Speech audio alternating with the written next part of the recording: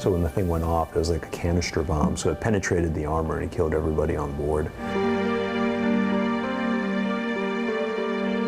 In the pages that offer recollection, His lung came spilling out. there is a chapter that resonates most powerfully You know, they both lost legs. in the ongoing life of Michael Kwan. So they brought him in and we worked on him, but he didn't make it. The year was 2003. On the cusp of leaving the military, cardiologist Michael Kwan deployed with the 34th Armored Regiment, 1st Infantry Division. The place, Habanaya, Iraq, just west of Fallujah, what many called a hot zone.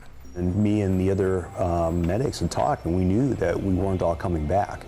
And that was a very sobering thought. As a battalion surgeon, Kwan's job was to keep 700 soldiers alive and in the fight. With combat constant and casualties common, it was not easy. And he kept saying, "Tell Jenna I love her, tell Jenna I love her." And, you know, that was his wife. And, you know, it's like, I didn't believe it at the time, but, you know, I said, you know, it's like, you know, boy, you're going to tell yourself. And he did. That soldier, Kwan's soldier, survived. But over the course of a year, 17 comrades would not. For Michael, each loss left a deep, invisible scar he carries to this day. The first to die was Jason Todd Bryant, a young lieutenant married a mere month. One of the soldiers was told to recover his boots, and we couldn't find his boot. And we couldn't.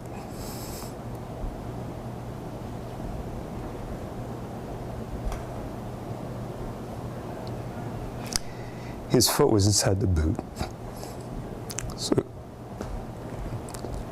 So Jason didn't go home whole. And those are the stupid little things that stay with you. With each day of deployment, each soldier killed in action, Kwan's loyalty and respect embedded more firmly, a bond that's remained unbroken by time, distance, and death. There's not a day that goes by that I don't think about them, and the ones that didn't come home. You know, it's hard. For the lives and dreams cut short by bullets or roadside blasts, Dr. Michael Kwan offers daily tribute. 17 names on a band of steel that's rarely left his wrist. A hero bracelet silently fulfilling an unspoken pledge between those who came home and those who did not. And everybody had a fear of dying, but above all else, we had a fear of being forgotten. And in this home, the obligation of a father is embraced by a son. I like to keep him living just as much as he does every single one of his guys. For 5 of his 14 years, Ethan Kwan has chosen to wear a hero bracelet. Says he feels incomplete without it.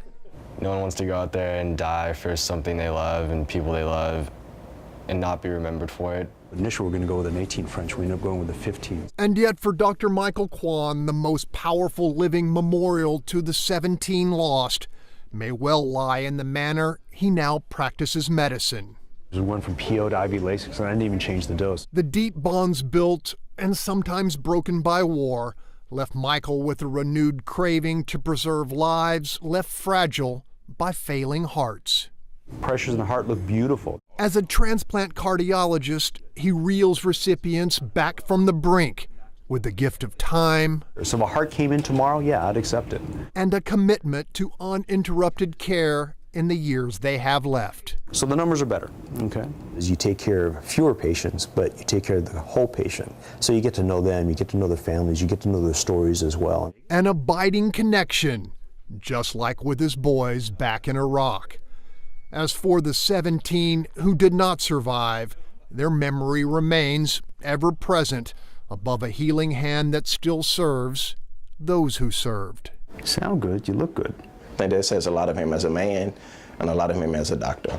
A commitment from which Michael Kwan will never retreat. For him, remembering his gift and duty as one. In San Antonio, Greg Groogan, Fox 26 News.